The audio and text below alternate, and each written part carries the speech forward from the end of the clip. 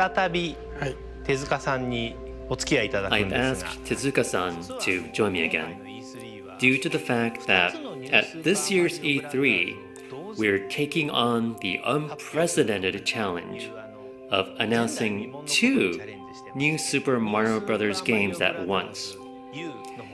In addition to New Super Mario Bros. U, we're also currently making New Super Mario Bros. 2 for the Nintendo 3DS, which will be on sale soon prior to Mario's debut on Wii U. These are the topics I'm hoping to ask you about today, so let's get started.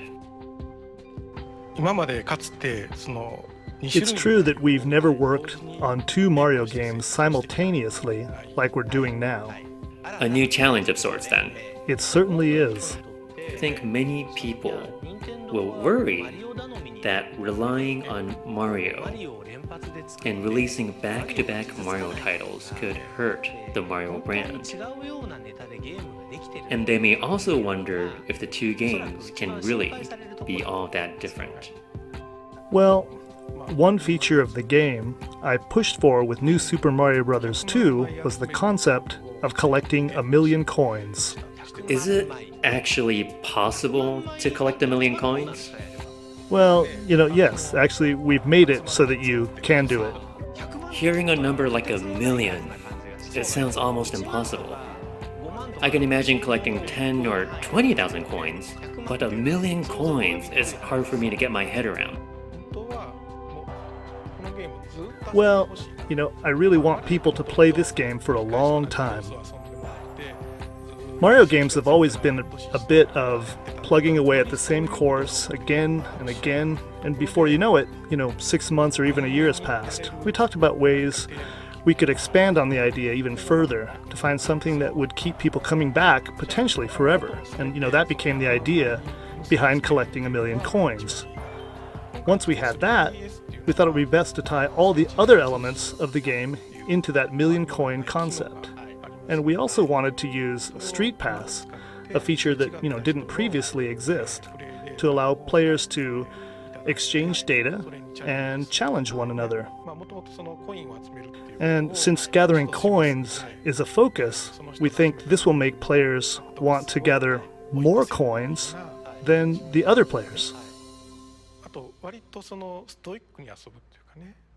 We've also included a mode that I think will have a lot of value for players who enjoy constantly pushing themselves, to improve.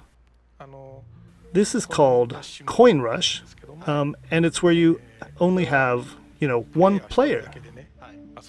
One Mario, right? Oh, that's right, one Mario. And in this mode, making one mistake means game over, right? That's right. There's no room for mistakes. What's more, in this mode you'll play 3 courses chosen at random from courses you've completed in the main game. The goal in this mode is to see if you can clear those 3 courses back to back without losing a Mario. And you don't know which order the 3 courses will appear until you start playing. That's right. Rather than playing through the game normally, then going back a bit to replay past levels, you have to overcome a challenge that's been chosen for you. Once, players get used to the game, I'll think they find this mode really challenging and exciting. So it tests your Mario improv skills in a way. Plus, the fact that a single mistake means game over should keep players on the edge of their seats. You don't just have a stock of extra lives. And that's what I think makes it a bit different from what we've done before with Mario. The game is also filled with the various ways to earn a lot of coins at once. To help you eventually collect 1,000,000 coins. Exactly, and these new effects are pretty hard to miss. They all involve a lot of coins appearing at once, so the game may feel a bit different from previous Mario titles.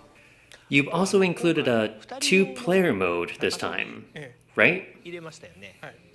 Can you talk about that? Well, the 4-person multiplayer on the Wii version was so much fun, and we did include a mode on the Nintendo DS game that 2 people could play. But, having two people play together created a lot of hurdles on the processing side.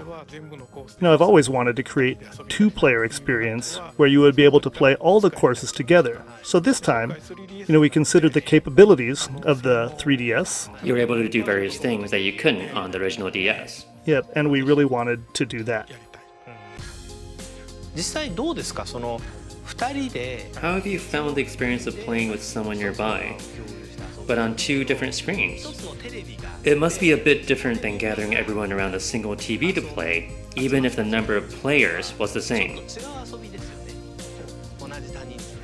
It is different, but with this game, the same image is appearing on both 3DS systems. So actually, you are showing an image similar to what people would see on a TV, but on the 3DS. Right. It's more exciting that way. I get it. It's much more fun to be able to see the person you are playing with. If you let players have different screens on their systems, they get separated from each other right away, unless they're really trying not to. How does playing a game with two people on the 3DS actually feel? Is it much different from playing a game on your own? I think so. More than anything, you end up wanting to work together to clear the game, as opposed to simply, trying to take each other down. The screen you're playing on, of course, is much smaller than a TV, which can make playing together that much more of a challenge, but you really end up needing to talk and look out for each other as you play. Please give a few words to our fans about the first-time experience of making two Mario games at the same time. Making these games, developing them, has been a lot of fun.